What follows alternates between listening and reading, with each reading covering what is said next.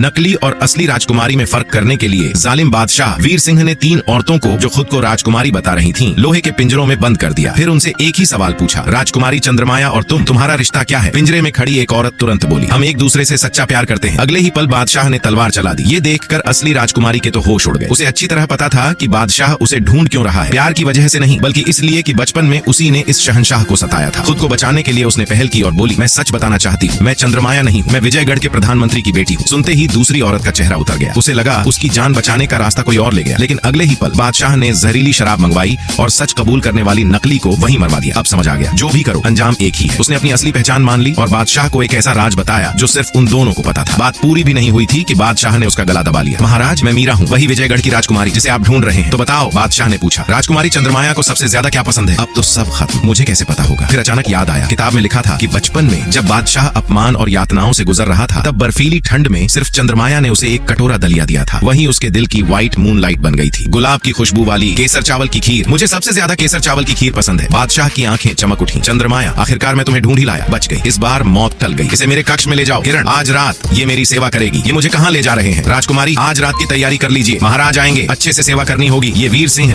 कहीं कोई अजीब फेटिश वाला तो नहीं? नहीं, मैं यूं चुप नहीं बैठ सकती, मैं हाथ का काम जानती हूँ, कोई हेल्पलेस लड़की नहीं। वो दरवाजे का ताला देखने लगी। क्या कर रही हो? बस ताला चेक कर रही हूँ। मीरा, बादशाह ठंडे स्वर में बोला, तुम अब भी चालाक हो, समझती हो सबको अपनी उंगलियों पर नचा लोगी। मैं तो बस ताला खोल रही थी। ये मैनिपुलेशन कैसे हो गया? इस आदमी का मूड स्विंग तो खतरनाक है। मैंने तुम्हें ढूंढने में जिंदगी लगा दी, उसने गरज कर कहा। और तुम भागना चाहती हो? इतनी ही जल्दी है तो अभी गला घोंट दूं, तुम्हारी लाश से सुंदर दीप बनवाकर अपने पलंग के पास टांग दूं। ये तो पूरा साइको निकला। महाराज प्लीज मुझे छोड़ दीजिए, फिर भागी तो टांगे तोड़ दूंगा और उंगलियां एक एक करके। किताब में ये आदमी इतना बीमार नहीं था, इतना प्यार करता था। फिर ये फोर्स्ड लव क्यों? मैं नहीं भागूंगी, सच में नहीं। पहरेदारों, ड्रैगन हुक चेन ले आओ, आज से ये यहीं बंद रहेगी। महारानी जी, आप अंदर नहीं जा सकती, हट जाओ। ये घटिया लड़की महाराज को फुसला रही है। तुमने मुझे मारा? मैं देविका, इस राज्य की बड़ी राजकुमारी हूँ। राजकुमारी, हाथ में चोट लग जाएगी, छोड़ो। मैंने तुम्हारा महाराज नहीं छीना, खुद देख लो। महाराज ने इसे इतनी कीमती जंजीर से बांधा है ताकि तुम दिखा सको कि तुम्हें कितना स्पेशल माना जाता है। इसे तुम कृपा समझती हो? ये सिर्फ उनकी पॉसेसिवनेस है। ये शब्द इस दुनिया में भी चलते हैं। लगता है मेरी मॉडर्न सोच इस कहानी में बहुत आगे निकल गई है। ज्यादा खुश मत हो, महारानी ने कहा। मुझे पता है तुम असली चंद्रमाया नहीं हो, मैं सबके सामने तुम्हें बेनकाब करूंगी। तो किताब में मुझे मरवाने वाली यही थी, मैं ही चंद्रमाया हूँ, उसने मजबूती से कहा। आप क्या कह रही हैं? समझ नहीं आता। परसों फूलों का महोत्सव है, वहीं तुम्हारा अंत होगा, वही दिन वही जगह। महाराज, आपने महारानी को मारा और वो खुद को बड़ी राजकुमारी कहती है, ये सच है? हाँ, मैंने खुद देखा। अगर असली राजकुमारी विजयगढ़ की सबसे छोटी संतान है तो ये बड़ी राजकुमारी कैसे? इसे कपड़े बदलवाओ। क्यों? महारानी ने खुद सिफारिश की है, तुम्हारी सजा हटाई जा रही है। आज के फूलों के महोत्सव में शामिल होने की इजाजत है। सिफारिश? वो अभी भी मेरा पीछा नहीं छोड़ रही। मैं नहीं जाऊंगी, मैं नहीं जाऊंगी। राजकुमारी चंद्रमाया पधार रही है। आगे की कहानी देखने के लिए वीडियो को एक लाइक और चैनल को सब्सक्राइब जरूर करें ताकि आने वाली वीडियो सबसे पहले आपके पास पहुंच सके।